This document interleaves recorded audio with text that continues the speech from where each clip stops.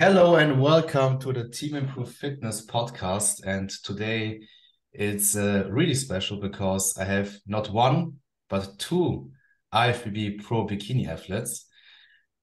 First, Allison Testu. A lot of people know her because, she's really one of the best athletes in the world and two times Olympian. So, hello, Allison. How are you? Hello. Good, thank you. And you? Really, really, really good. I'm excited to do this podcast with you both and listen to your experience. And we have Nastja. Nastja is a fresh IFBB pro, the freshest one.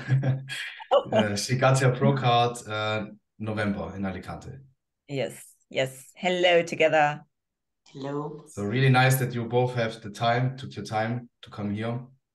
And we want to talk first before we start the podcast, really, let's do some advertising for us because we plan a prep and posing seminar, a posing workshop. And it's the first time in Germany that we have such an athlete like Allison, two Thank you. IFBB pros in a prep seminar, in a posing seminar. And if you are interested, we have some spots left. You can contact us through the emails. I put it in the description, prepcoach@gmx.de. So you can write us and join the prep seminar, and it will be really nice. What we for which athletes are this seminar, Alison? Is this just for beginners, experts? What will you say? Actually, we will have some time to take care of the first timers also and more advanced posers. So we will divide the seminary into probably two groups, and inside each groups, maybe separate them accordingly of their body and their choice of front pose. But yes, we're going to divide the seminary into two groups. That's the good point that we had both. So we are together, so we can Yes. divide the groups, and so we can take care of everyone. Yes. So for all the listeners that want to start in the NPC bikini, you know where to come. We maybe will do a second seminar, but let's see. We talked about this, but maybe at the end of the year. Let's see. But not only for beginners, also who Yeah. wants to get better, to make some steps forward. Yeah. So you both take your time for every participants because everyone is another level. Yeah, and then before that, Nikki, my co-host, and me, we do a prep seminar talking about how to prep successfully for the stage. So we explain everything, and you get from us a PDF for looking inside. Yeah. So let's start. First of all, let's do a recap from both of you. We'll start with Allison. I think it's happening a lot the last year. Yeah, so maybe we do a recap because last time you were here on the podcast, it was I think 1.5 year ago. Something like this, yes. Yeah. So let us know. A lot of people ask how was your experience on the second Olympia. Maybe you do a recap from the last year, from your shows and what you learned, your learnings from the shows, from the prep. Exactly. So just to make a small recap, I had my pro card at my first show in Alicante in 2020. So I Alicante moved, too. Okay. yes, in 20. So I moved up straight to the pro show in Alicante 2 days after my first amateur show. And then it happens a lot of things, but I had my first qualification for Olympia.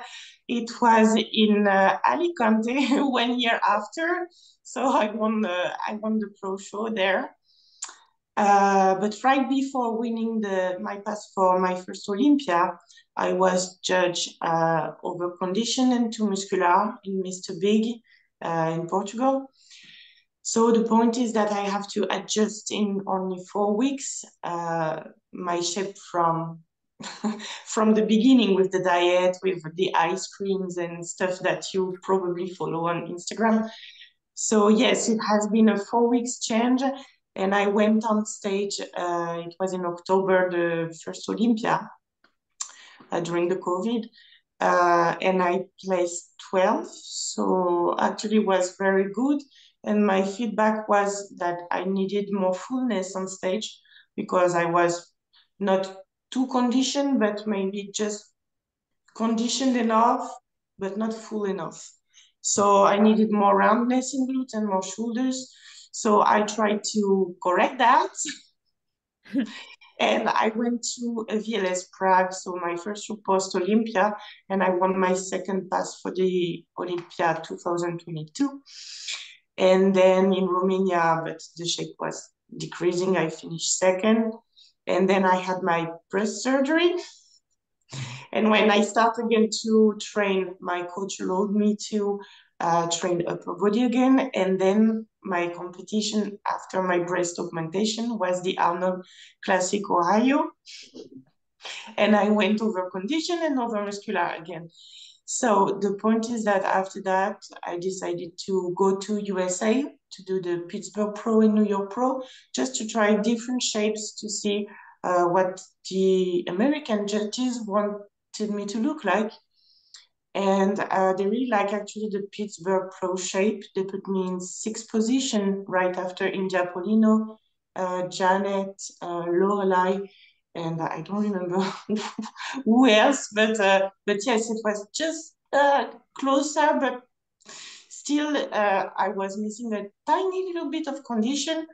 And then I did the New York Pro, but the shape was very, very watery, but I've ended at the 7th spot. So actually between Pittsburgh and New York Pro, my best shape was Pittsburgh, but I placed almost equal. So I was thinking maybe it was general line problem more than conditioning or more than fullness. Maybe I'm just close to the podiums, but something was missing. And with my coach and my husband, who does me the training, the workout, we try to change anything one more time. And I went to Alicante this year, the Yamamoto Cup, Prague, and then I never won again this year in 2022. We tried so many different shapes and it looks like not fitting correctly. So with my coach, we decided together that I would try to be coached by James from Team Atlas because he was probably able to see from one external point of view what was missing. And actually, some details in posing were missing according to my shape. So I needed to pose differently because I was very wide from upper body. So a few things like this. And actually, it brings me 1,000 times skinnier. And at the Olympia, I've ended in the second call out. So it's very good. It's less good than last year, but the last year Olympia was easier. So of course it seems logical to me. But I was very skinny on stage on the Olympia, according to my test, not the judges. So that's why I stay a lot silent on my presentation in the Olympia because I was not very proud of my look. I like myself a lot more fuller and not conditioned, but fuller, always fuller. Mm. I don't care being too much watery, but this is just the fullness that I am chasing. Yes, tell me. Yeah, sorry. What was the biggest difference in the peak that you did with James and with Mauro? What was the biggest difference? It was all different. With Mauro, I was eating a lot of carbs and a lot of fats. How much roughly? How much carbs? I can count in calories. I did not count it in carbs at that moment, but for example, right before the Arnold Classic Ohio, I was eating 3,000 calories, not just in peak week, before, yes, something like this, low days, maybe at 2,000 something. But yes, I was eating a lot of carbs and a lot of fats as well. And I was training all the body parts because I was recovering from my surgery. So I needed to just try to tighten a little bit more all the muscles because they were slipping. And this was the first thing for the diet. And then the workout with Mauro was just slow walk, fasted. And with James, it was a little bit more intense. Like we had to respect a kind of heartbeats by minutes. So it was very intense. And next thing, I got some things I could not work out with James. So I was allowed to work out just glute in straight movements, not diagonal or lateral or anything like that. So I came from a girl who was eating a lot, doing very soft cardio and workout very easy because the workout that my husband was doing to me were like 8 reps, something like this, very low volume workout and a lot of weight. And with James, it was a little bit longer sets, lighter weights, slower reps, and not so much based on strength. Mm-hmm. So I think that's why maybe you or any followers I got, they see a huge change in the shape. So I became full and conditioned to very slim and not that much condition. But that's because I was mainly flat. The condition was here, but flat I was not popping. So James, I think he tried you to reduce your volume. Yes, shrink me down. Yes, of course. Yeah. But at some point, when I start to lose weight, it becomes crazy. So I think the first show in Prague with James was the perfect peaking and conditioning. I just had to eat maybe a little bit more to come fuller on stage. But then I was already too skinny. And then I start to lose weight again and again and again. And it was impossible to feel because I had some points in the stage condition that I cannot reach, or I start to lose all the muscles and become very skinny. Yes. So it's better for me to come watery, maybe 4 days before the stage, and then be ready in 4 days, better than coming ready in the new country and then full.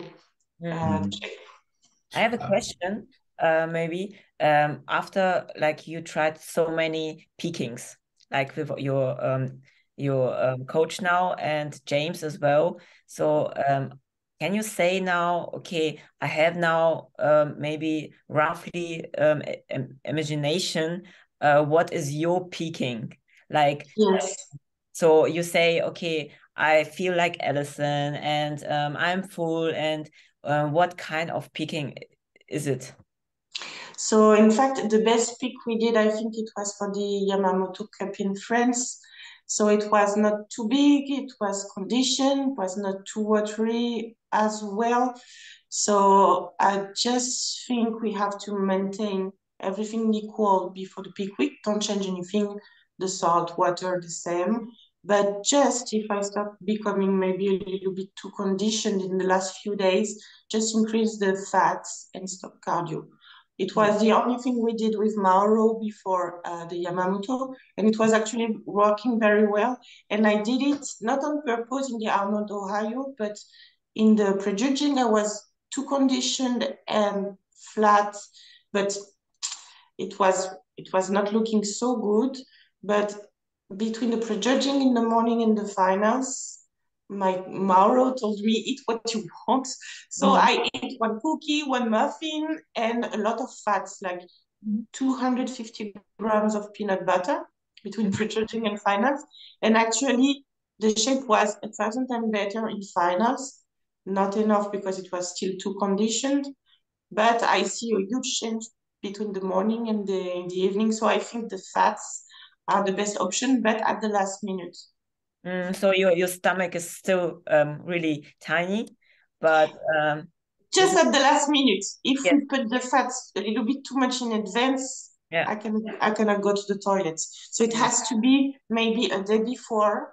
And when I wake up, still empty stomach. But if it's 2 or 3 days in advance, Does not work anymore. We see that on the Olympia. I was not going to the toilet 2 days before the stage. Not good. Not good. No, not good. You know that you have a big belly when you go on stage and you're like that. What do I do? But the judges just told me ways could be better. So I was like, God. But for me, I was huge, like not breathing on stage. Oh. Yes, I can imagine, because you're holding your belly inside, and you can feel that it's not the inside what you actually. Exactly. Exactly. And it never happens to me. Like it happens over condition or watery, but never bloated. But it was the first time. And I was like, oh, no, my waist. So I don't have the shoulders, no glutes volume and no waist. And I was like, okay. Didn't work. And you told me that your sodium consumption of salt is pretty high, because it's interesting to hear, because a lot of people are scared from salt. They say, oh no, when I take some sodium, I will blow up and be watery. So can you tell the people how much salt do you take in the peak week too? So it's not a rule, because no one told me to eat that much salt a day, but I noticed one day when I was tracking the salt, I was at 18 grams a day. So it's quite a lot, but I am drinking a lot all the year round and using a lot of salt all the year round. The only thing we have to do is to keep everything equal in case the coach want to play with water and salt. But if I change the salt, like, I mean, if I cut the salt, I can become very shredded in maybe in 1 day. So I don't have to play that much with water. But yes, the most important is that you keep your own consumption of salt equal. So if for me, for example, it's going to be 18 grams of salt, but for a girl who is eating, for example, like, I don't know, 5 grams of salt a day, she has to keep it stable. Yeah, that's the same thing that I saw for most people, for most athletes, to just stay consistent, don't change too much, because a lot of people think, oh, now it's peak week and now I must change everything. I cut my water, I cut my salt, and then we have a problem, because you don't know what happened after that. If you're looking better, most of the times not. And that's interesting to hear from you, that, yeah, you just stay consistent. And I have one thing to say. A girl who were in the team of another coach before Mauro, she was not putting salt with the previous coach because he was telling her not to use salt. So she was not. And when she started with Mauro, intuitively, she did not use salt, but she did not say to Mauro. And when he wanted her to reduce the salt, she told him, I don't put anything. Okay. He was like, oh, fuck. But yes, so I don't understand the coach who said, don't put salt at all. Like, it's essential. It's not healthy at all. No, it's not healthy. For me, 18, I will not say it's healthy, but I feel the need to use that much. Yes. And the ratio between carbohydrates and fats, so you eat more fats to get fuller, but do you eat more carbs, or you just stay with the same carb amounts? It depends. For the Arnold Ohio, of course, there was carbs between the prejudging and the finals, but I did not count anything. But no, for the Yamamoto Cup, I think it just increased the fats. So almond butter and coconut oil, but it did not touch the carbs. It let it equal. That's really interesting. But it was very good. It was a very good look, because actually the muscle were full with the fats. For the listeners, I will explain it why, because a lot of listeners will say, hey, I thought I need to eat carbs, because carbs retain water in their muscles, but fats increases the intramuscular triglycerides. So you can get fuller with fats. That's possible. Maybe not for everyone. Maybe if you have a super fast metabolism, bodybuilder, open weight bodybuilder, maybe you need some carbs. But interesting, maybe Nastja, you can tell a little bit about your peak weight, because I think we did not the same calories, but No, just, not with me. Just before you start, Nastja, Valentino, you're right. It can work for some people, the fats, but also on the same people, it cannot work at some point. So before the Olympia, the fats with James did not work. So at that moment, I was needed carbs. So yes, I'm sorry, Nastja. You keep going. No, it depends. You know, it depends. Yes, we did also like a combi of, okay, we eat fats, and we use really little amount of carbs, because I am not the skinniest one. So yes, maybe you can explain more, like Valentino, what was your shame for me, because you are for me. Yes. So it was interesting because we started working together 2 months before we started the prep. So I know from your experience that you hold a lot of water. So, and the first peak week, it was not in the best shape. It was not our goal to be in the perfect shape for the first show. It was just a regional. And after that, I saw that you don't lose a lot of fullness. So I can give you everyday cardio, 1 hour Stairmaster, 50,000 steps daily, 5 training sessions a week, and just Allison, just 30 grams of carbs every day and 30 grams of fats, and 160 protein. So it's like your breakfast, let's say. It's like Nastja is cursed, but from the opposite. Like the curse of Nastja is the diet and the cardio, and my curse is like losing weight. Yes. Like, I think it's more difficult for a coach to peak an athlete with a super fast metabolism like yours, and because you need to maybe look every 3 to 4 hours what the body does. And with Nastja, we did the same for Alicante too. We checked her every 3 hours. So before every meal, we checked her, same lightning, and saw, okay, how much do you weigh and how you're looking, how you're feeling. Yeah, we saw that. I saw that she don't need a lot of carbs to be full, to looking full. So we worked more with the fats and with nut butter, and at the end you told me avocado is a good thing for you. Yes, that's good because it's often it's a good look for bikini. I mean, this is always the better looks of bikini when they are just at some point watery, but not the bad visual water retention. Just the enough good amount of water retention. Like for example, Maureen, she got just the right amount. So she's I think this is full, just full, Yes, and they always like plastic. so this is the easiest, not the easiest, but the better looking bikini shape. Yeah. For me to be full, it's impossible. It's impossible. You need to eat a lot. Like, no, if I am full, we see all the veins on the upper body and ciao, bye bye. I have to come flat, but.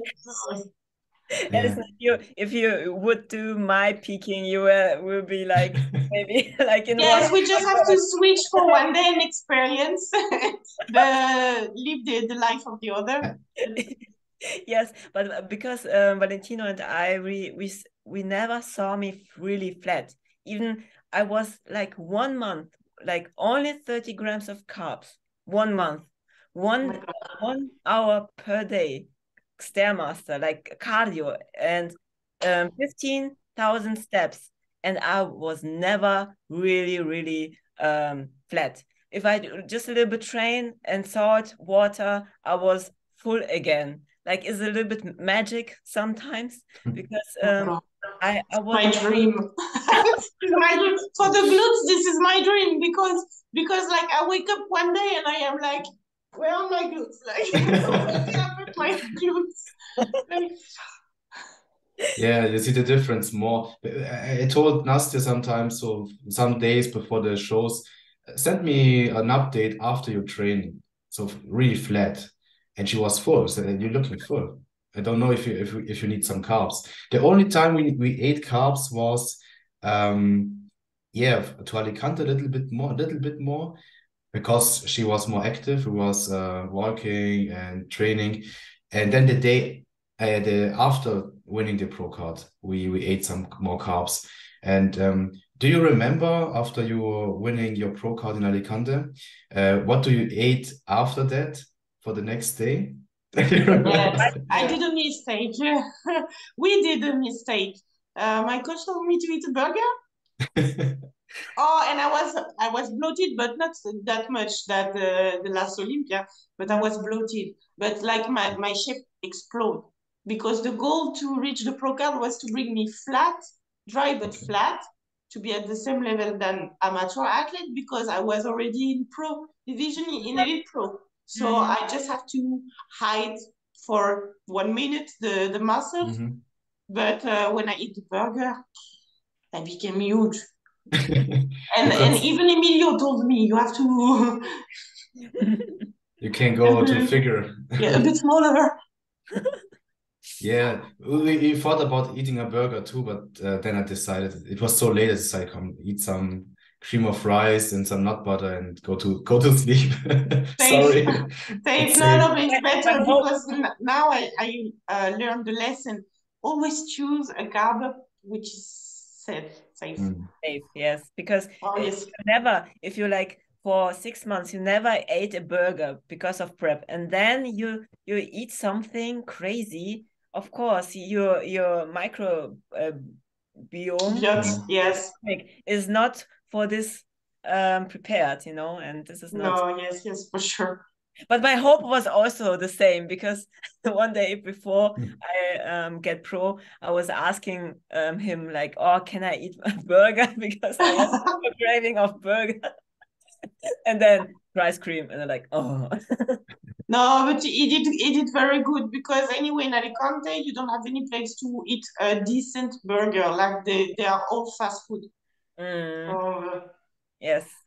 We ate at a good place 2 days after. Emilio showed us a restaurant with Spanish food. It was really nice. So black paella we ate. Yeah. It was really good. No? You don't like it? No. You like the potatoes, the burger? Yes, just potatoes. No, but when the 3 meals after the contest, I always eat bread and eggs and avocado and tomatoes, mozzarella. So just this. This is I do some bruschetta and just put everything on top and. Yes, it's really nice.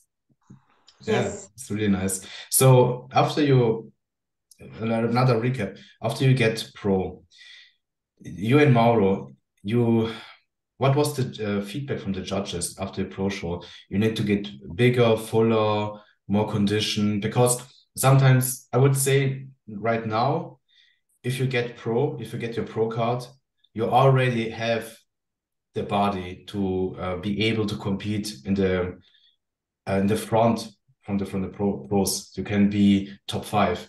But what was your feedback when you get your pro card? When I get my pro card is that I was too conditioned, too big upper body, so I needed to size down. Then I went to San Marino and Romania, and they wanted me fuller.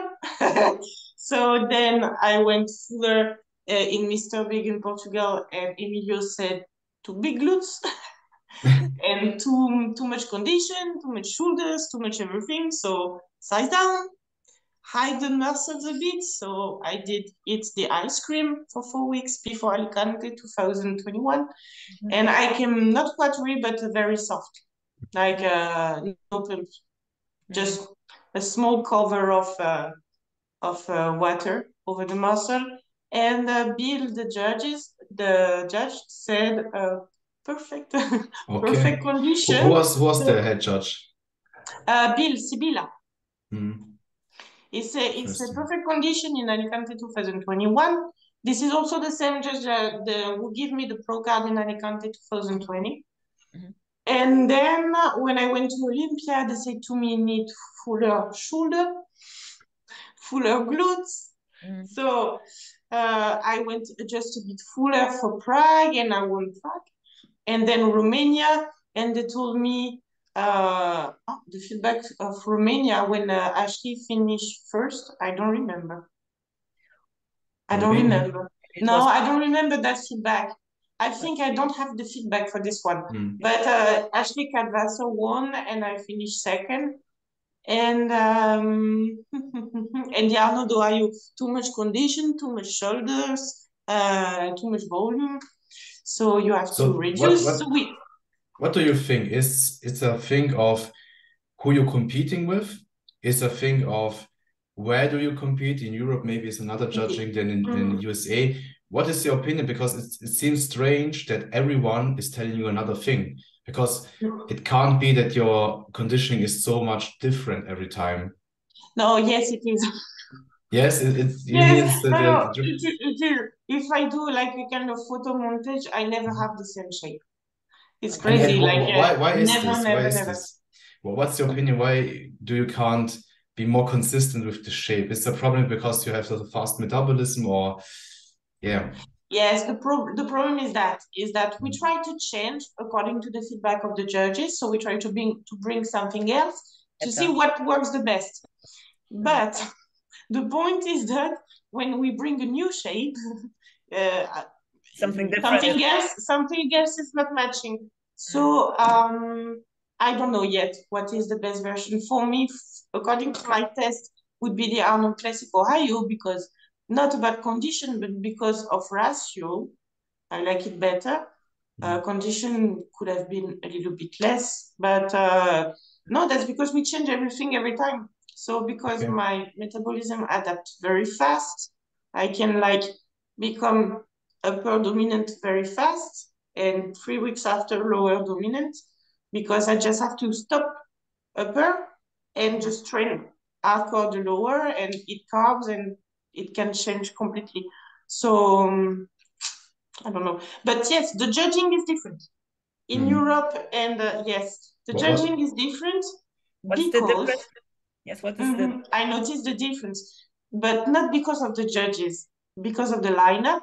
So they just choose which one is looking the best. But the point is that, for example, last year, the best bikini pro was Valeria Fedorenko, but in Olympia, she did the last call out. But me, I saw her in Europe and in USA, and she was almost the same. But in Europe, she looks the best because we are all shredded, all muscular. But in USA, she looked like the black sheep, if you see what I mean. So the feedback of Valeria was, you're too tight, too conditioned, and she was not actually. She was exactly equal. But she made the contrast in USA. They are all softer and fuller. So the dominant shape is someone like Gendori, like Maureen, like Isa Piccini, because Isa Piccini actually in real, she's like a Maureen or like Dori. They don't have that European condition. All the judges say, no, they are conditioned, but they don't have that European condition. So I think that's maybe also the reason that Laurelie was placed a little bit lower than expected, because everyone said, I saw it live on live stream, and when she walked in, I said, oh, she's too hard. She was European condition. Yeah, too dry. It looked like she took some diuretics or something like that. Yes, when I saw her in real, she was like the girls I compete against in Europe. She was very, very conditioned. But the point is that on her, it does not look good because she was also flat from the upper body and the lower body. And also, she does not look having a small waist like usual. So the best shape for Loralie is the Arnold Ohio for sure. I like better the Chicago Pro because she was bigger in glutes, but that's my test. But yes, Loralie was looking European in terms of conditioning.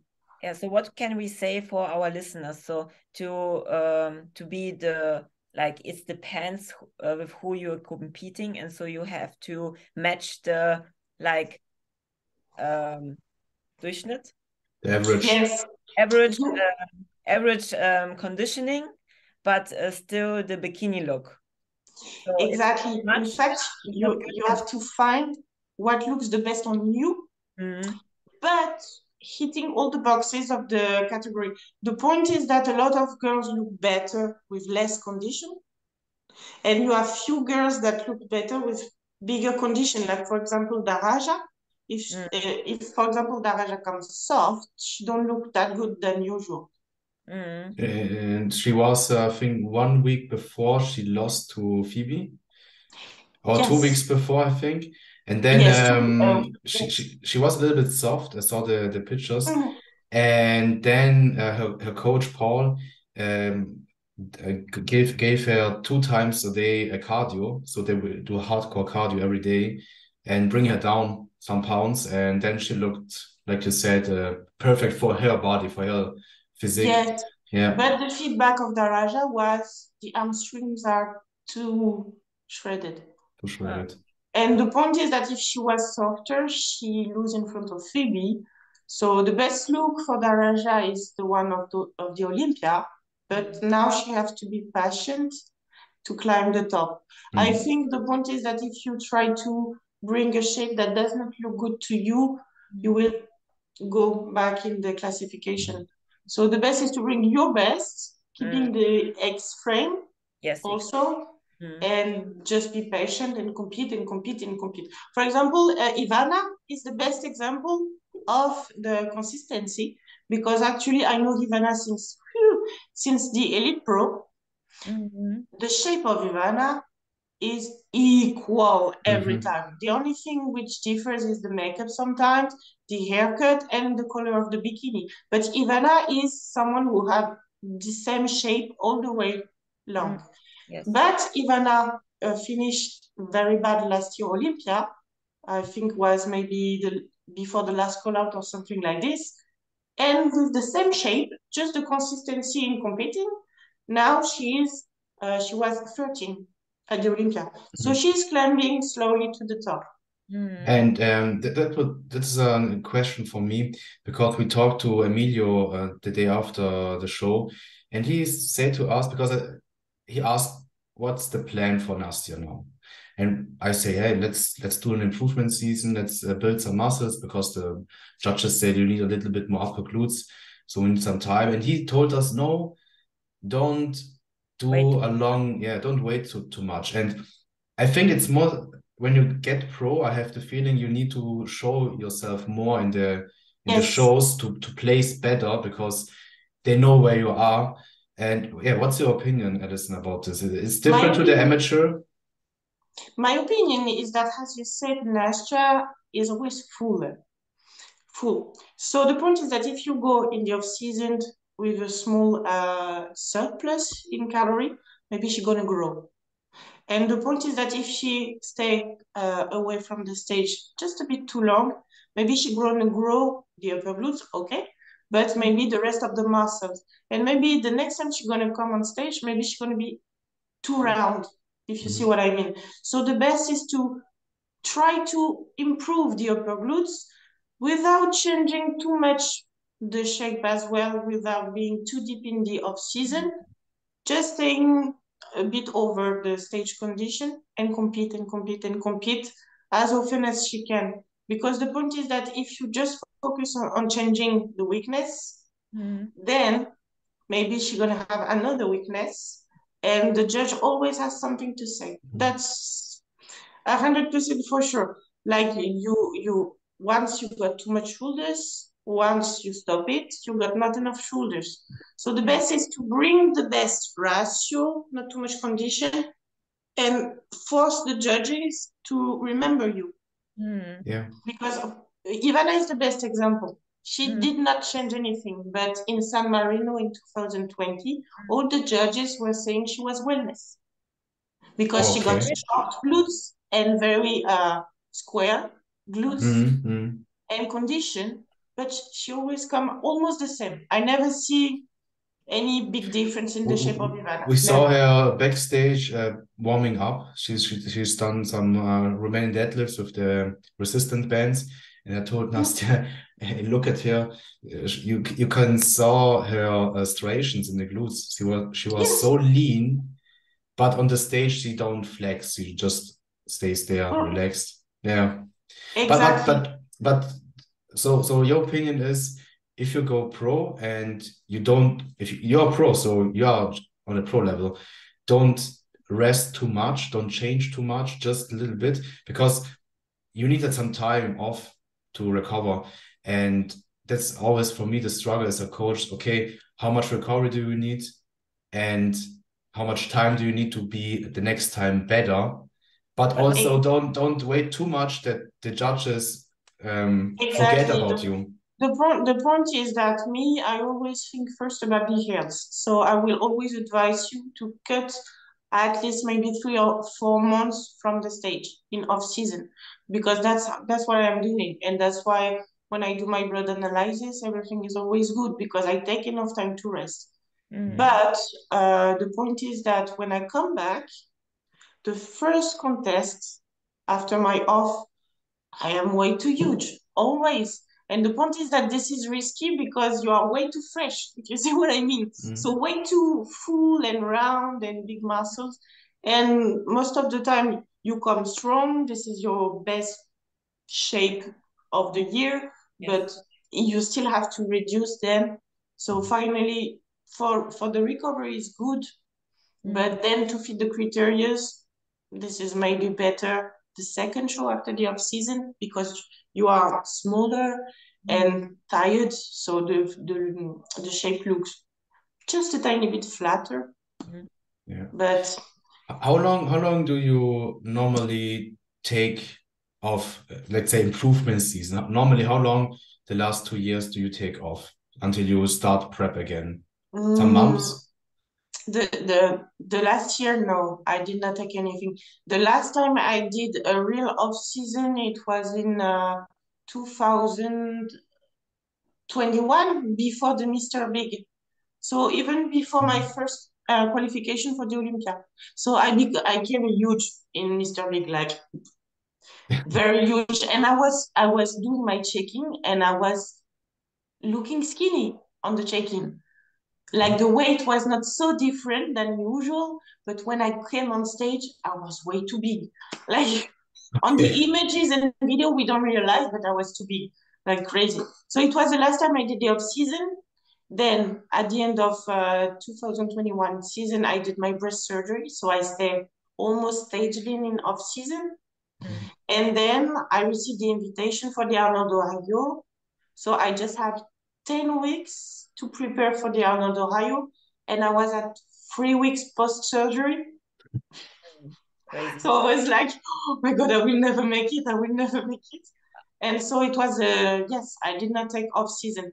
Just I had 1 week diet break after New York Pro in Italy. That's all. Yes, because I had the surgery as well, and I couldn't imagine, like, if I thinking about my time, it was crazy. Like I wouldn't do that like you. It's really wow. No, I was stressed. I was sending texts to my coach every day, like, "You sure I'm gonna be ready? You sure I'm gonna be ready?" Like, 10 weeks to prepare, and even this week was worse because they all received the invitation 7 weeks before the Arnold. 7 weeks. That's too short. That's too short for everyone, even for Bikini, who have to prep faster than all the other categories, but.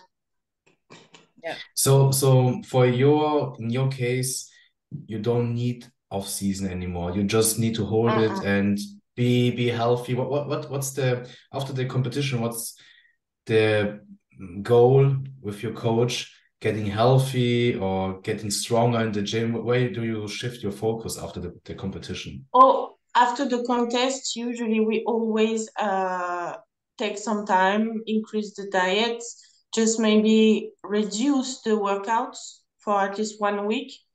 Just do some like muscle stimulation, but not that much workout.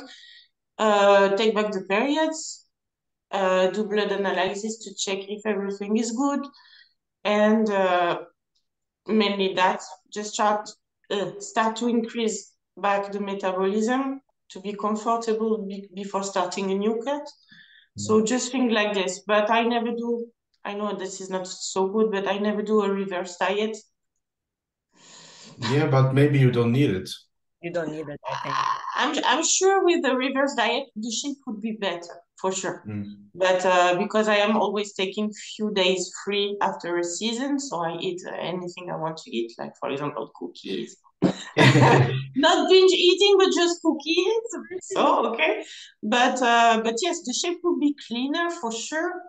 But the point is that I would take so much time to take back my body fat Yes. that the period's gonna come way too long.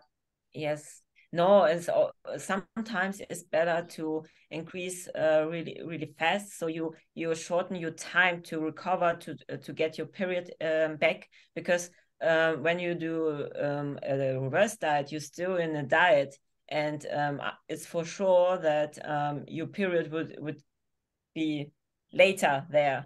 So Yes. I think it's what you're doing is correct for you. Mm. You know, it's not Yes, for everyone. for me. I know for a first timer would not be good because it can fuck the shape completely. Completely. But I do, honestly I don't care of the shape. I mean like taking the faster as I can the periods, being the healthier possible, even if I have a big belly for 2 or 3 weeks. I Who don't care, cares? even if I have big ass and water retention everywhere. I don't give a shit. It's gonna come and go, but the else don't come and go that easy. Was there a time where you had problems post-competition? Because a lot of athletes struggles with binge eating and then restricting again and blowing up 10 kilos in 2 weeks. Was there a time where you had the same problems and then it changes maybe time or No, never? it's funny. It's so funny. I will explain you one thing. I never had binge eating of any case because since 2016, my coach always give me 2 days. Tell me, eat whatever you want to eat. I have no frustration. I don't think about anything. You don't ask me any check-ins or anything. Just tell me, eat what you want. I know what I want. Everyone know what I want. So I eat everything.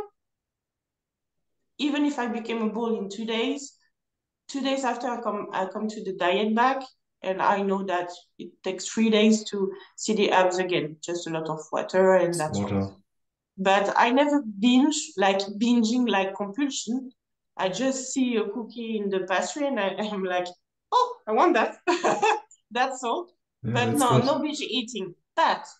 But um, before my breast surgery, we planned with Mauro to stay stage lean before doing the implants because I needed to see the good size on the stage shape. Because the worst thing for me is to be stage ready, but to have big balloons. So I did not wanted that. I wanted to be stage ready before the surgery to be able to put a decent size.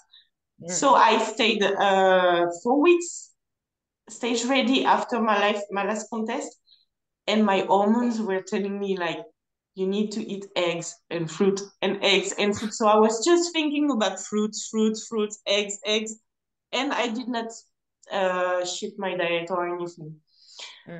But it was very hard, and after 4 weeks, it just disappeared, and I just let my body tell me that I was not hungry anymore. But last week, I sent a message to Mauro telling him, Daddy, I eat 2 oranges and 1 mango more than in my diet. I'm sorry, I apologize. I feel very bad because I did not respect the diet for the first time since 2016. And he told me, are you crazy? I was like, no, but I did not eat for the free meal. I eat 2 oranges and 1 mango in the week. And he told me, you don't have any plan of competing. Like, what the fuck? So this You're is the really, first really time I disciplined. shift my diet. Was last week. So you're really, really strict when your coach gives you your nutrition plan. You're Yes, like really doing it exactly. yes, I think I have something that does not turn very well inside my head. No, No, but but really, like this is 100 grams of rice. yeah. 100, not 99, 100.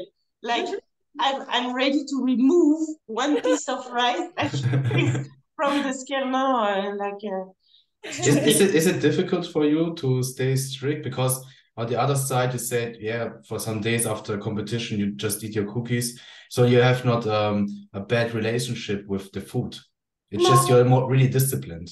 Yes, I am Yeah. disciplined, and when my coach tell me free meal, I don't count anything. I just eat whatever I want, even if I finish with the big belly because I wanted to eat one ice cream more and it does not pass too much, but I eat.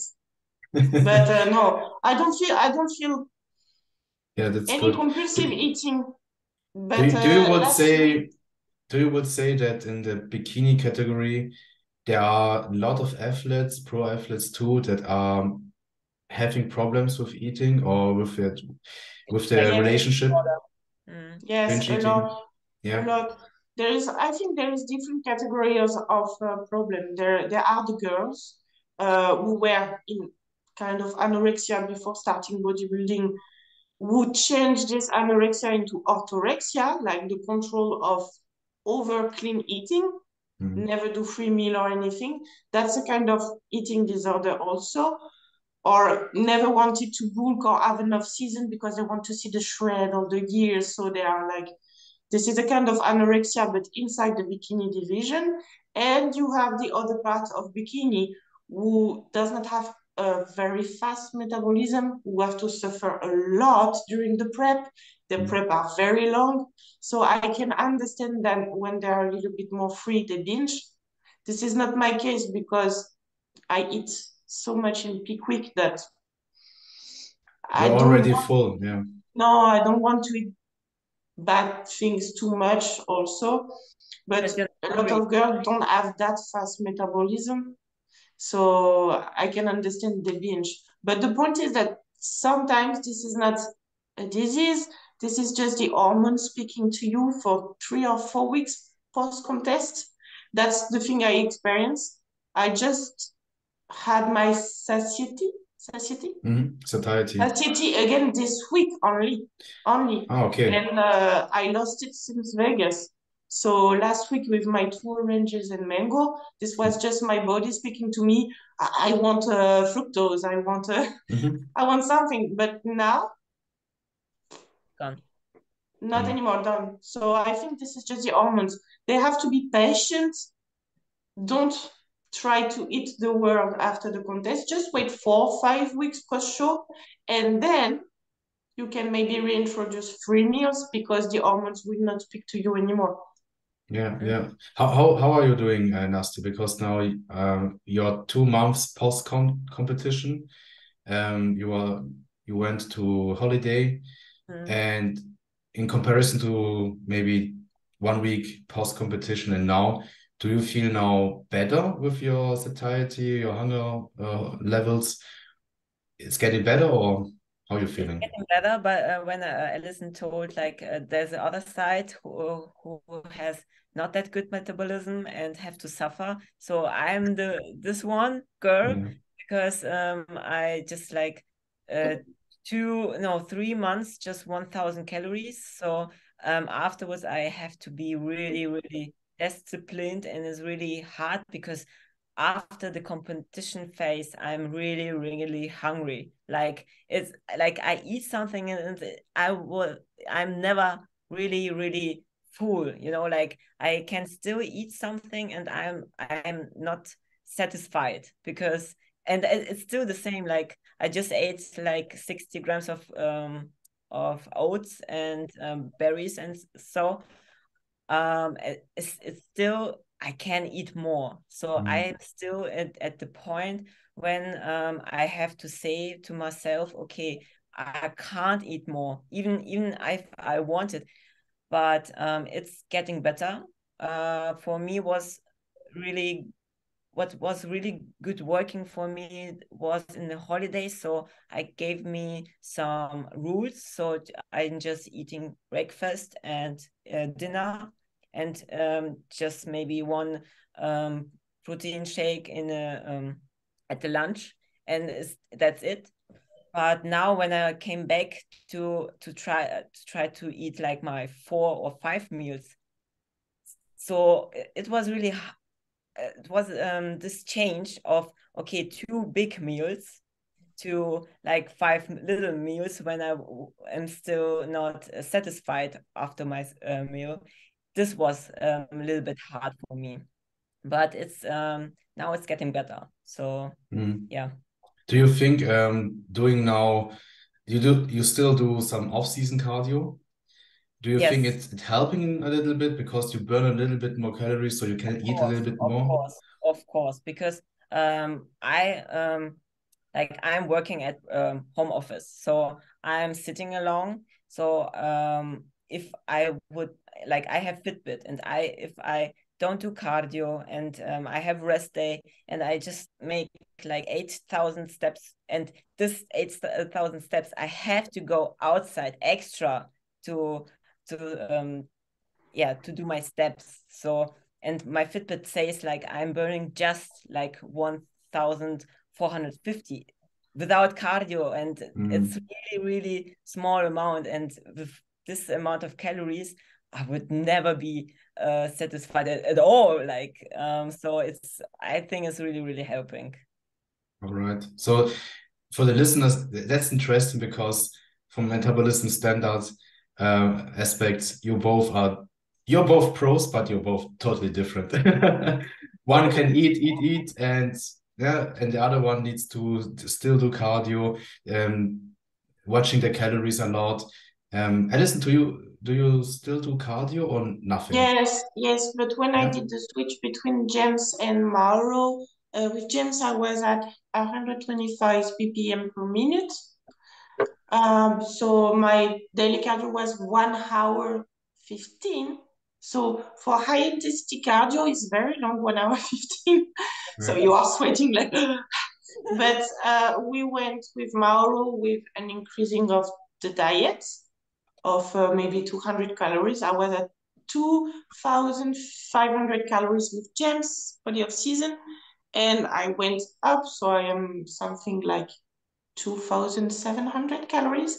And we try to reduce a lot the cardio, just less cardio, very slow cardio, 30 minutes daily, just to try to reduce the stress metabolic to help to recover the period as well. So yes, I am just like very slow cardio, 30 minutes a day. But the point is that in 2 weeks, last check with James versus the check with Mauro, I just took 700 grams with the reduction of the cardio and the increasing of the food. So I think maybe in 1 week or 2 weeks, the weight gonna be the same.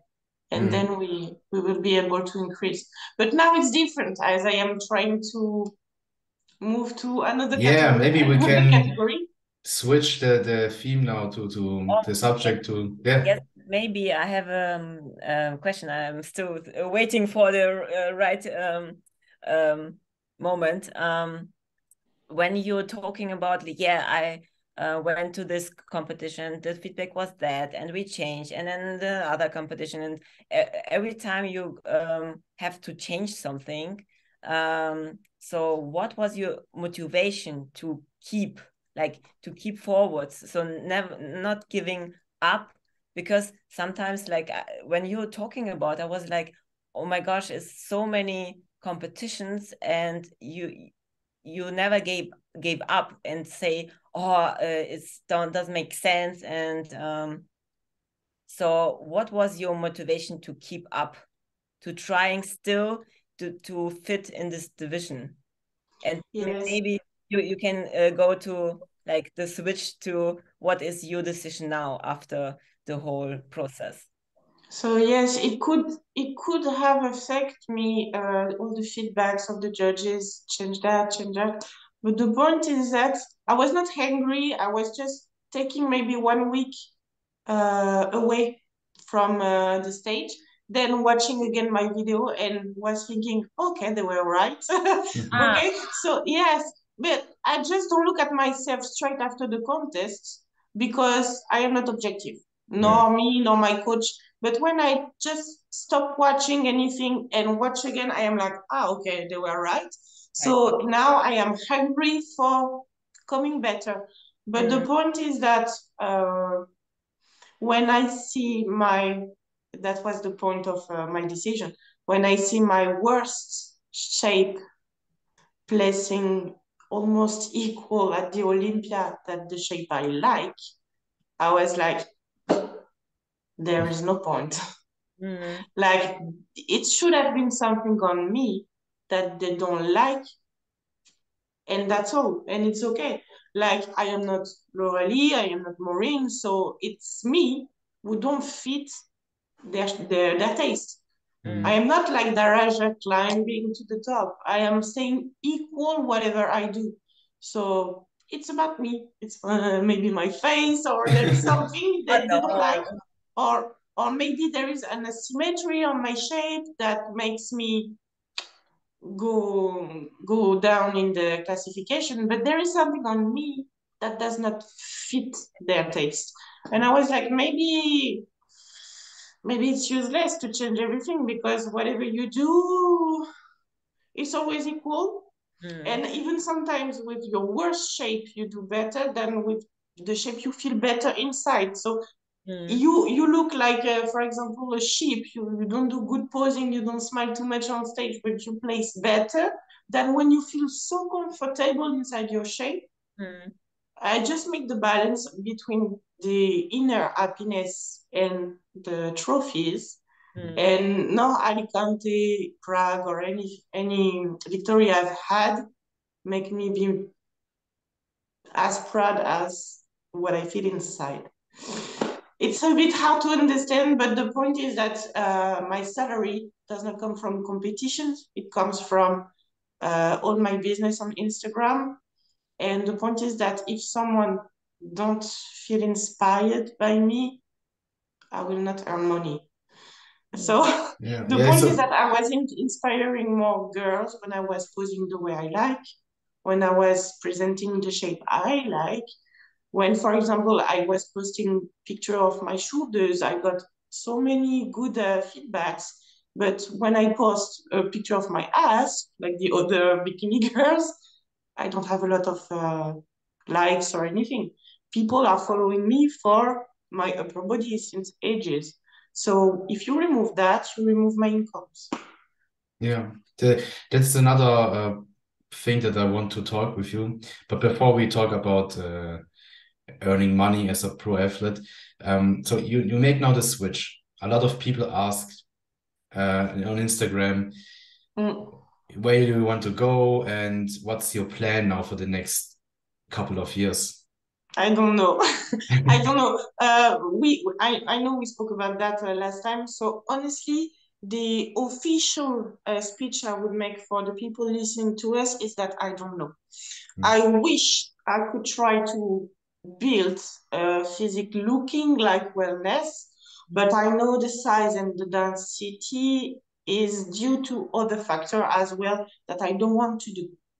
To be clear, I don't want to do. Yeah. So I want to try to build that with my abilities, with my hard work and everything. But I am not ready to deal with the devil for that as well. So if I try to reach a wellness physique, I'm going to be probably a small wellness. If I try to bring a figure physique, maybe I'm going to be a small figure.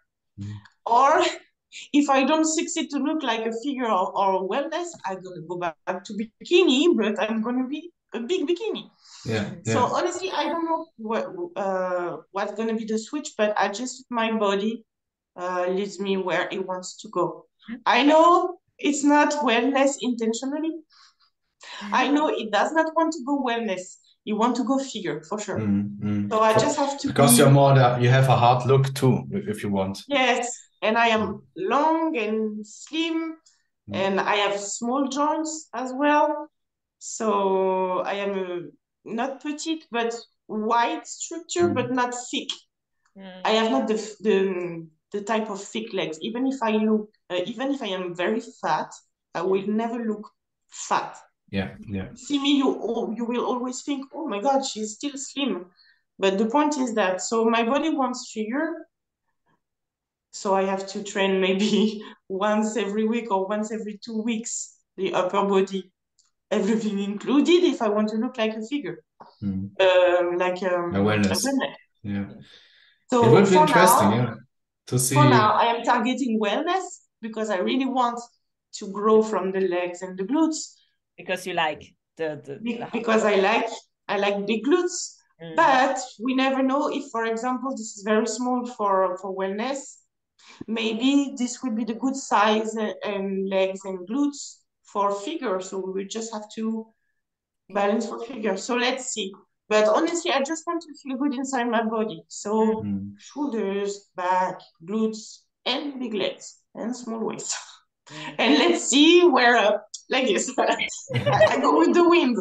Yeah, that's a new adventure. It's a new adventure because I think for the first time, really train like you want to train and like you want to look, and you don't chase the look from what the judges want. Not anymore. No. Honestly, I am not the consistent bikini pro. Like even in elite pro, I was or winning very hard or losing very deep. Like you like me or you hate me, but the point is that when you try to bring me to the not average, because they are not average, but on similar line than the other bikini, I disappear totally. Totally. Yeah. It's useless. So right. And I am old as well. I am almost 33. 33?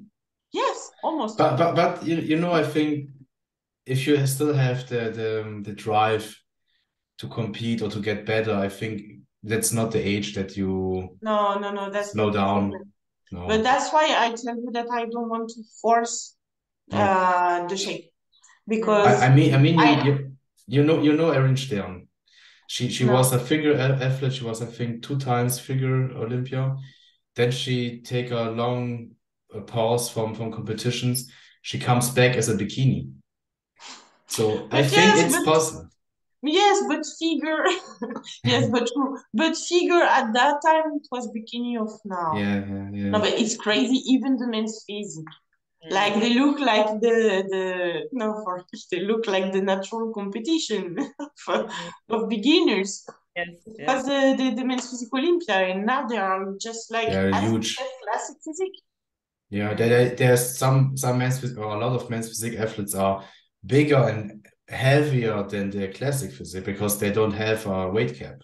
Well, they don't have weight limit. That's crazy. Yeah. And another thing that I want to speak with you is about earning money, because let's say you get pro. Do you earn money as a pro athlete? Do you get money from the NPC or someone? Depends if you do kind of I don't know, me not, but I don't know for the Puccini or Maureen, because there are so many workshops and seminaries, so I don't know the contract with that. But I think that when you are one of the best bikini pro, you can get contract with IFBB Pro League, but me not. But so for you, how do you earn your money? So when I started, I was selling posing ebooks. So that was my first income. I did design some stage bikini at one moment when I quit my job to earn money also, but I stopped it because it was a lot of investment. And now I am just basically doing a presential posing lesson in my studio that I have at my home every day of the week. And then I do a correction on video of posing a few days in the week also. And I have 2 full days of visio posing lessons. And then I have my sponsor, Yamamoto, that make me the commission and and the other sponsors, so the belt, the clothes, and everything. But yes, I can have a fixed salary every month that just fluctuates depending how much posing lesson I have. But yes, I can live only with my posing lesson at the moment. Really nice. The So rest is just a bonus. you're self-made because you did it on your own terms. You sell books, Yes. you do your posing sessions, your posing lessons, and because a lot of people think, yeah, you're a pro athlete, so you earn money as a pro, but it's not. You need to No, be really maybe top sometimes, 5. Yeah. sometimes if you place good in a contest, yes, you can win. But this is because, in fact, all the incomes come from different jobs. So you will have to have a lot of different sources of money incomes. But the point is that I had some years where I just felt like shit. For example, I was working in informatics 40 hours a week, and I did not have any day off, and I was using my day off to compete, and I was working again on Monday.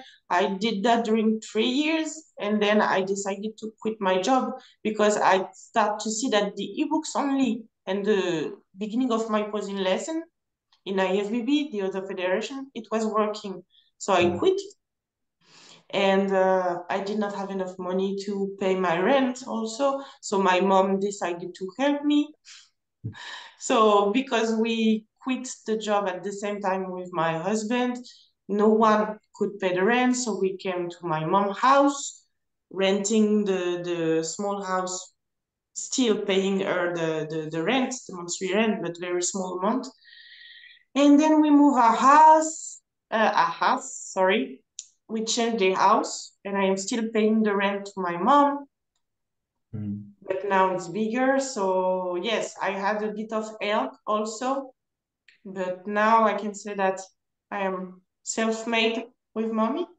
But now she helped me. Yeah. Like I could not pay the 700 euros of rent alone. What would be your advice? Because you did everything. You worked full time, be an athlete, working out, and then doing the ebooks and the posing lessons. So you built your you built something, your company, let's say a company, at the same time working full time and be an athlete, right? Yes, exactly. So I how do started. you did it? There's so much things all together. Actually, when I come back from my full-time job in informatics, so maybe it was 9 p.m. So I was working all day, then going to the gym, then cardio, then meal prep. And then at 9 or 10 p.m., I was doing the ebooks, giving the posing lesson also late at night, and everything like this. And when I saw that it was working well, I decided to create my society at the same time that I was working as an employee. And I quit my job when I saw that I could have 800 euros a month. But I quit my job because my mom told me, listen, I am here. I want you to live from your dream. So in case you got any problem, I am here. At the moment, just pay me 200 euros a month for me, 200 euros for my husband, 200 euros. But in case you cannot pay, don't pay it. No problem. You will pay after. And now I pay everything that I Really had. nice. Yes, to pay to my mom, and she gave me a house, and she take the small house in the garden, and I am still paying her the rent, and this is like this. So for the listeners, yeah, Nastja. Really good. So you have such a good mom who Yes. believe in you, and also like say, okay, don't worry, I wanted to for you that you live your dream. So not because many of parents talking to the kids like, no, do something who have the safety, like study a doctor, or Exactly. don't do what you actually want, do what is safe. And for you, Yes, she did the contrary. In fact, I think it was 9 years ago. My mom was accountant in a big society, and she quit her job to be a plumber. So she is one of the rare women plumber. But she's a plumber. But she quit everything, and she was alone with me and my sister. But she quit everything, and I had a job at that moment. And I told her, look, if you have any problem, I'm here to help. So I think she's been like this with me because we always work as a team. Like she don't have any fixed salary, so I decided to take to be the accountant of the payment to take care of my sister, because you know that when you want to rent a flat, you have to get the bill of the society. If you don't have any bill, if you are a self-boss, you cannot rent a flat. So I was taking care of my sister for her to be able to have a flat. So it was just mutual help. And yeah, I but think, at the end, I think, yeah, you help each other. That's really nice. yes, But you I think it's you rare. worked really hard. So that's maybe the point. If you want to reach something, not only as athlete, but yeah, you have a vision, you have a goal. You work really, really hard, not just only 8 hours a day and then coming back and training. So you done extra hours. You was, I think, you're really tired. Yeah. Yes, and one thing I am so proud of, I think it was one of my dreams. Last year, my mom called me from the garden because we are just seeing each other in front of the window. She called me, she told me, look, the electricity, the water, and the gas, they increase the price of the year. So you have to give me the amount of euros because I am in the shit. I don't have enough money. She told me I am in the shit. I told her, okay, done. I gave her without being insecure. Like I gave her, and I know it will never change my life because I have enough for me. It was my dream. Just my mom asked me, look, Allison, I need you this time, and give her the money and don't ask the money back for nothing. That's Like a I really think it's nice a good way relationship. to give back to your parents everything that they give you. Just take mommy, take everything. It's for you. Thank you. Yes. That's really Can you nice. imagine? Can you imagine to do the posing like for ages? Like what is your vision of yourself when you're getting old? So because a lot of people say, okay, bodybuilding is not you can just do bodybuilding when you're young, and when you're getting older, you can't live in this bodybuilding bubble. You know what I'm meaning? What is your vision of yourself getting older? Honestly, I see myself competing again. I don't know until when. Maybe until the skin is falling. But yes, to earn money, I think I will have to think more about this. Maybe opening a posing school, but I will have to stay active because no one will take posing lesson with a girl who disappear from the stage as well. So you have to keep doing marketing on social media. Like for example, the Emma Hingman, the posing pro, she actually found herself to teach posing to the classic, to the bodybuilders as well, to wellness, to all the federation. And she have a kind of school. So I think it could be my dream as well. Okay. But then maybe start again to work in a shop or something. But I'm not ready to spend too much time as well. Like I have a limit. Like for example, I know that I could work more than I do, but at which price? Yeah. I prefer to have more free time to take care of the people I love and be maybe a little bit less rich than just making more and more money. Like I did it in the past and I was richer than I am, but I was so tired. Yeah, and not And happy. no, and not giving time to my husband as well, so that's not worth it. Yeah, you need to find your balance, your own Yes. balance. But you saw in the Bikini, she offered a house to her mother. Yeah, It's okay. crazy. It's crazy. But it's nice if you can give your parents something back. Yes. That's, I think, a good feeling. This story is very good. Like, I really like Isa Piccini just for that. Yeah. Because she came from Brazil, and we know that Brazil situation is very poor. So, yes. I have some questions because now we're 90 minutes in the podcast, and I think we should do another episode in the future. So maybe Yes. the listeners can give us some feedback if they like this episode, but I'm sure. So I will say now the question. So let's start. This question is for both of you.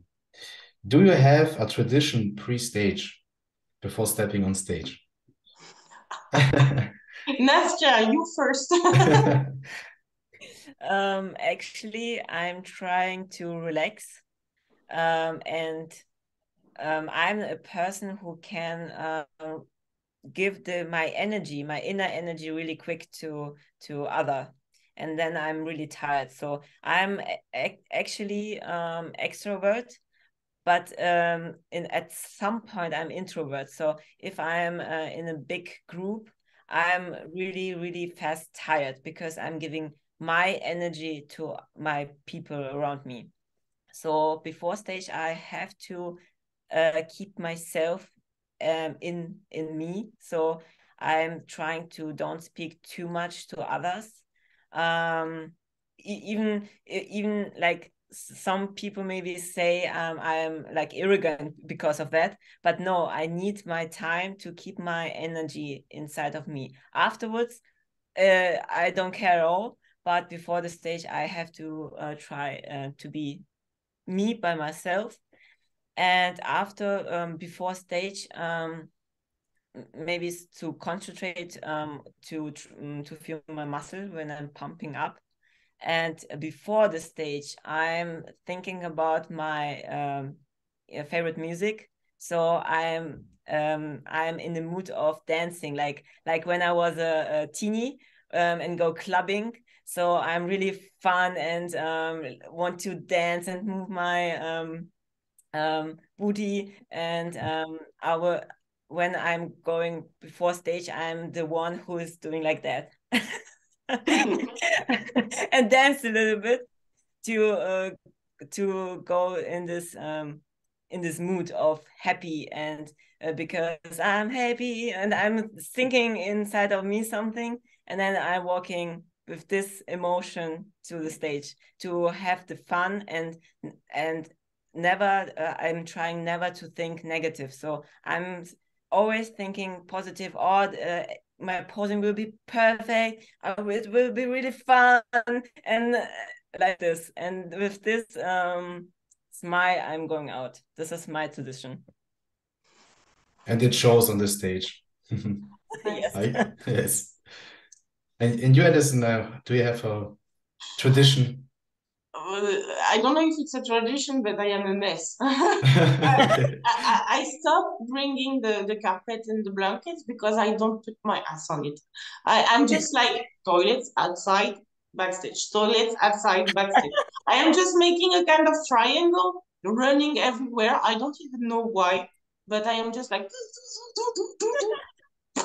husband backstage, toilets backstage. So that's just like this. And at one moment I am like, oh fuck, we have to go on stage, and that's all. So if I have a short time, I am like kind of ambiancing myself just before going on stage. But usually I am like, fuck, we go on stage in 5 minutes. Oh my god, I need to pee. And so I'm just doing that, but I don't know the fuck why I always not sit. I'm not able to stay calm. Yeah, you're just maybe excited to go to step on Even stage. not. No, Even not. okay. I think no. I don't know. I don't know why. But this is even not the stage. This is just That's maybe the reason you get flat sometimes, because you're working too much. It's sure, no, 100%. And I think it may be the explanation for the metabolism, because maybe I am the mirror of my inside. So even in my life, I am like, when I go back from the gym every day, normally a normal person would eat the post-workout meal, okay? I am not. I am coming inside. I see the sofa, the mess in the sofa. So I am cleaning the sofa. Then I take care of the washing machine and everything. And when everything is done, I am like, okay, it's done. I'm going to eat now.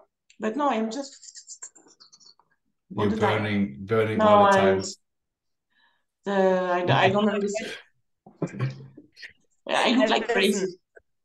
Yes. Listen, when we so wait, I have a question now. Yeah. Wait, Allison, when we in my dream we are together in backstage one time. So are you dancing with me then? Of course. And I am doing the stairs as well. Like I am doing like I am just a mess. I don't even look like a bikini. I will film it. I will film it. I will take a video of you both. Yes, of course. Dancing. No, but I am a mess. I am running outside with the ears like a dwarf. Like no, it's a mess. Nice. Okay, another question. What's your most important competition day advice? That's a question for you both again. What's your most important competition day advice? The day of the competition.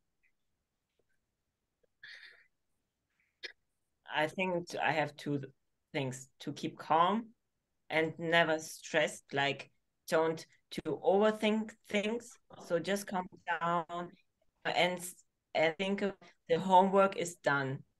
So just relax and keep calm. And the second one, don't think negative.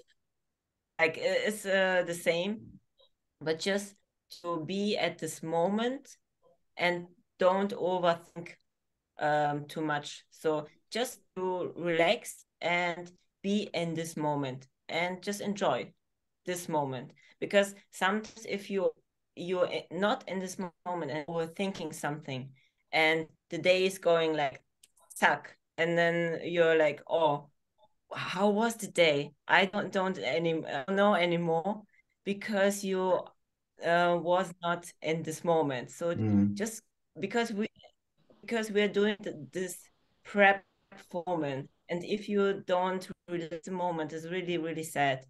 So the homework is done, just keep calm and have fun and be in this moment, I would say. Really nice advice. Exactly the same. Like, don't overthink. I think it's the main thing. For me, it's different because I don't apply this advice on me, because I know that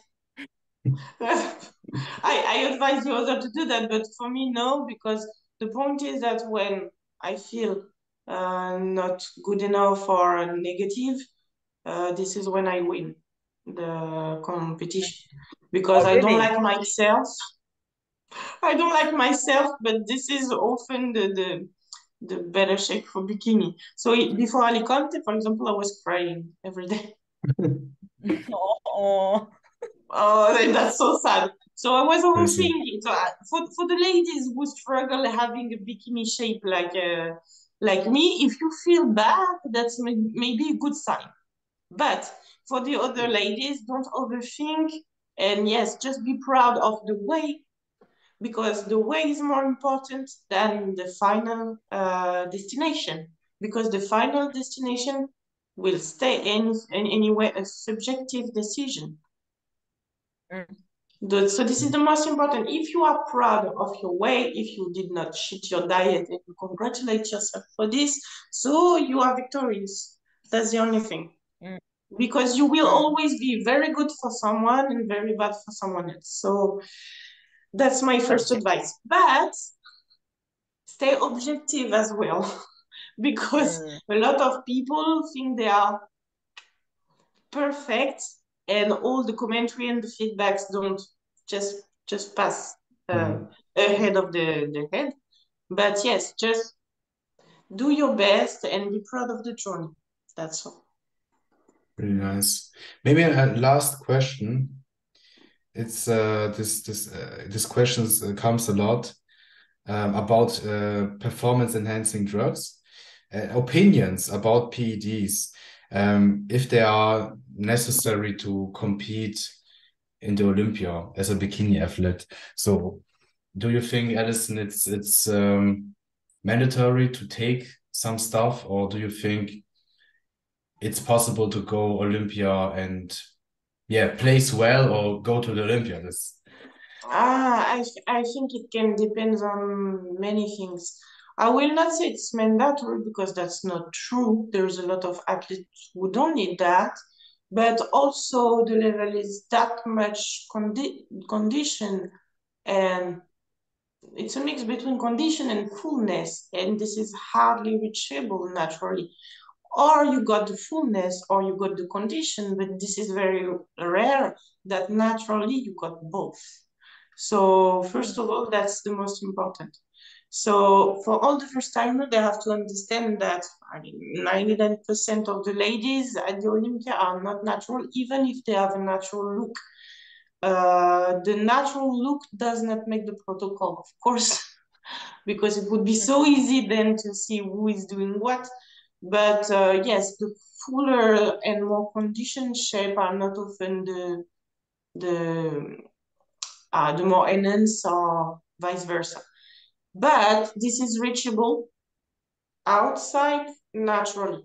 To have the look on the shape naturally, this is totally possible. But the point is that for how many competition, for how long will your body will be able to do this naturally as well? Because you have a lot of things that you cannot handle naturally also. So it will depend of your hard work, your ethic, your consistency on the diet all the year round, your metabolism, your genetic. It's about a lot of factors. But on the Olympia, I think 99% are not natural. Even if they don't say anything, Bikini is not supposed to do that. But all the categories at the pro level, they do that. And to getting a pro card, that's another level maybe.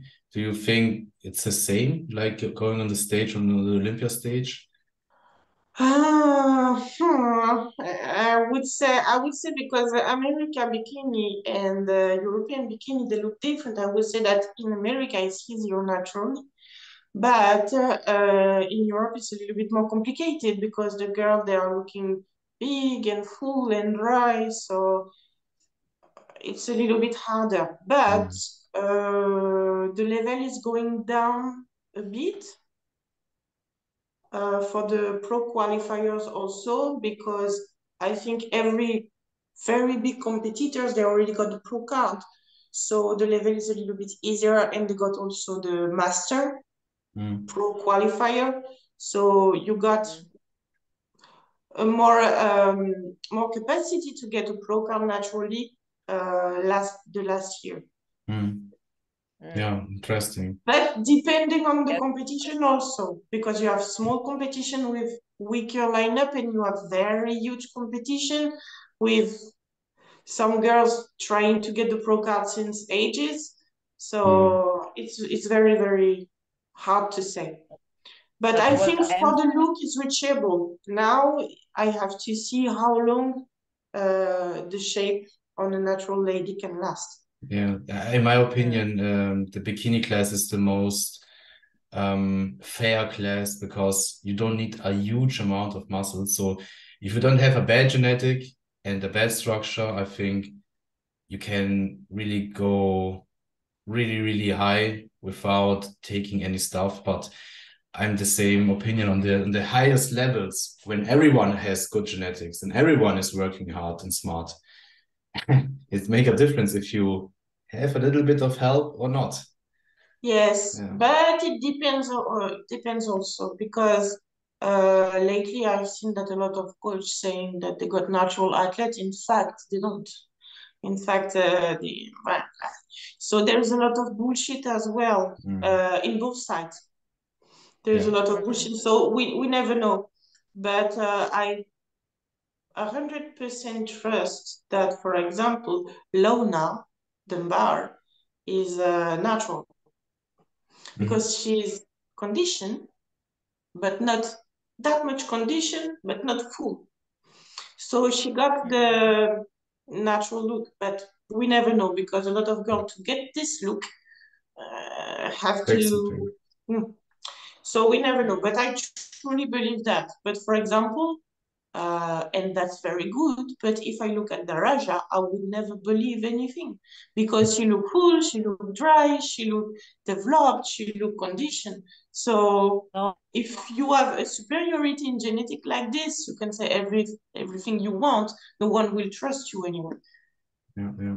Because you are like, yes, you are in the top 5 genetic of bikini. So I think that the problem with most aspiring athletes that want to go pro or one day go to the Olympia, they don't take their time. Because I think most of the people, if they take the time, they will see, okay, where's my potential? And when it's the time maybe to take something to go to the next level. But I think what I listen or heard from others, they start the first prep, they maybe train 1 or 2 years and they want to take some stuff. And that's a problem, in my opinion. Yeah. Allison, when was your first competition? Maybe because I have the feeling that a lot of people who's new in this bodybuilding, they're sometimes forgetting how the top elite is already in this competition game, and they're looking at Instagram and it seems like it's reachable, but they are forgetting how long the way already is. So when was your last the first competition of the very first competition? It was in 2016. So I just did a diet for 8 months after I start with Mauro. So just 8 months after starting workout and diet, I did a contest in Portugal. I was so skinny, but my genetics follow me. I was shredded like hell, but I was not muscular enough, so I was looking skinny shredded. Skinny shredded. Skinny shredded. You know, skinny fat, but you're skinny shredded. No, I was skinny shredded. But shredded I will always be because when I see my mom, she is the same as me. Like she don't do anything. She has biceps like this, veins everywhere. Like I am so much kilos over my stage weight, and you see my veins everywhere all the time. But yes, I had the background. Huh? No worries. So it's 7 years. So 6 years you have already competition. 6. And some people they're like, oh, it's already second season, and they're already the expectation is already there, or I can win, or I want the pro card. But yes, sometimes bodybuilding is not the sprint, it's a marathon. So you have to keep in this and keep moving, keep discipline, and then maybe when you are already at the top of the top, maybe it's have to do something extra.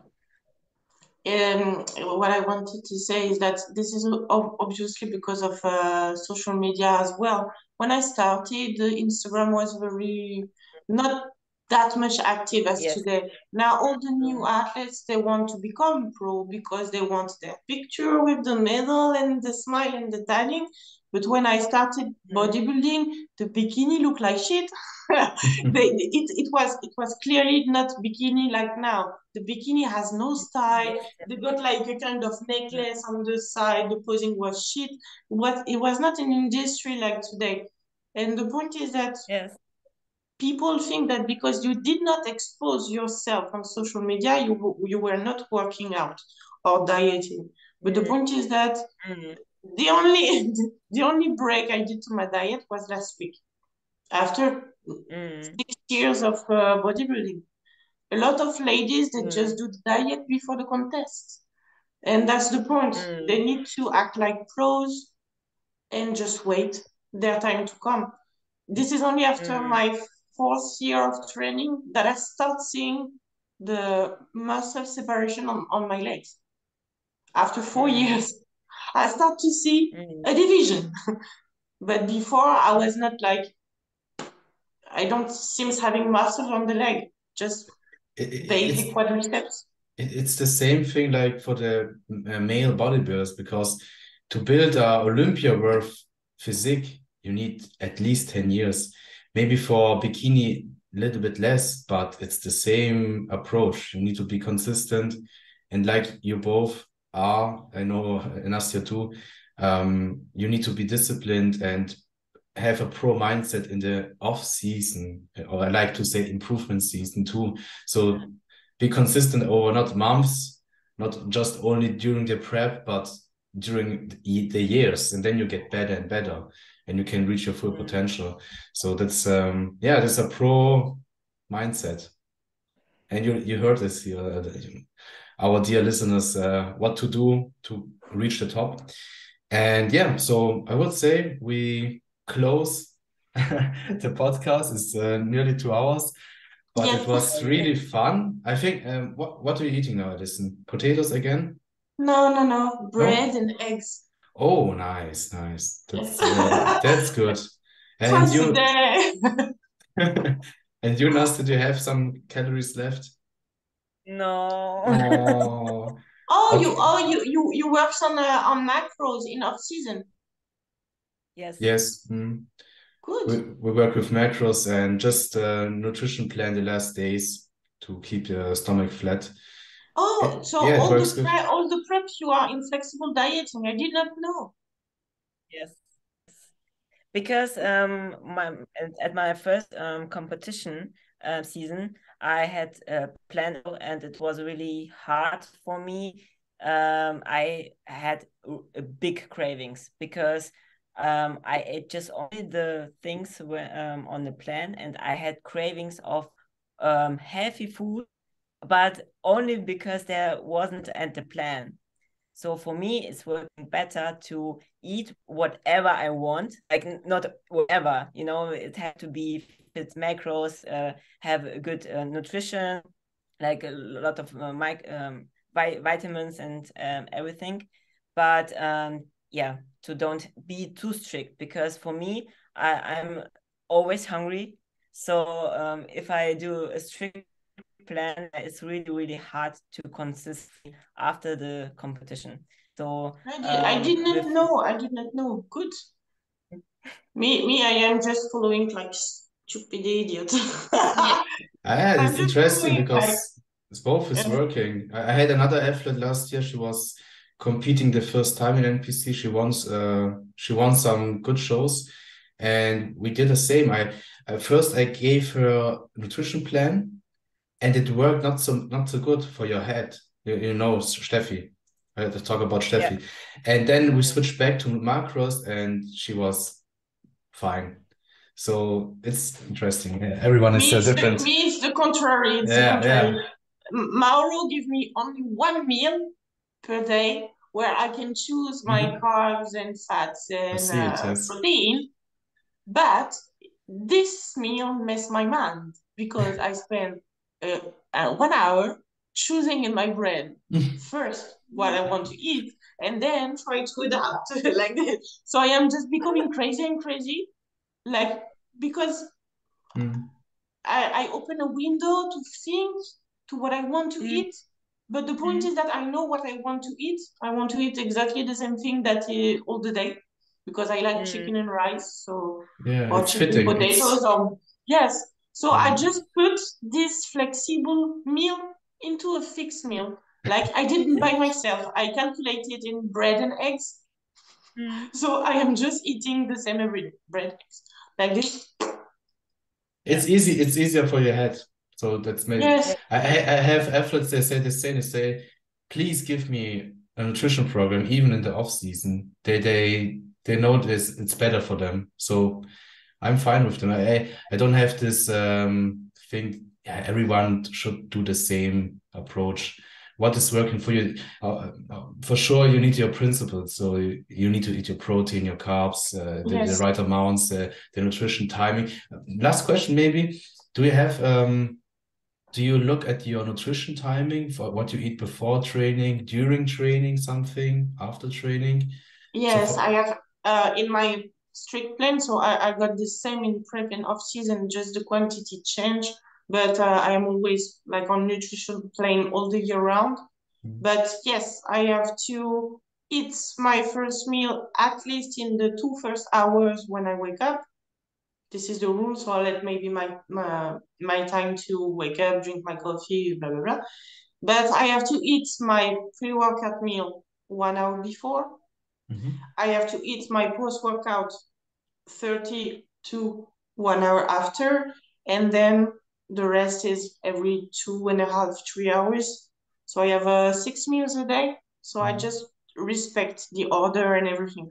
Just when I go to work out a little bit earlier or later, I just have to switch to take the pre and post and move them in the day.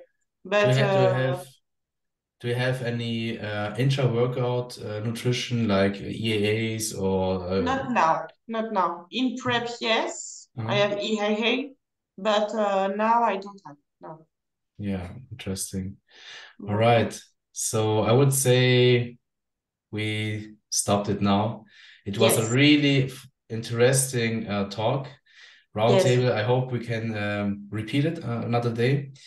And yeah, so where can the people find you, Allison? On my Instagram. So my Instagram is Allison Testu. You would put the I put it in the description. Yes. And if they want to reach me for the posing lessons, they can find the links in my bio on Instagram as well. So and if they want to go to the seminary, they just have to send you an email to the email that you're going to put in comments. Yes, I will. And yeah, thank you. And Nastja, where can the people find you? Just also Instagram, but also TikTok, because I think it's really funny to do the videos sometimes. Yeah. But not really good content. It's just for fun, for myself. Nastja.hrsv. Yeah, that's my Instagram. So and also for German posing, maybe you can also contact me for live posing at Frankfurt or also live. Perfect. I will put everything in the description. So thank you, ladies, for your time. It was a pleasure. And I wish you a nice evening. And until next time. Yeah, thank you. You too, nice evening. Yes, thank you. Bye. Nice. Bye. Bye-bye.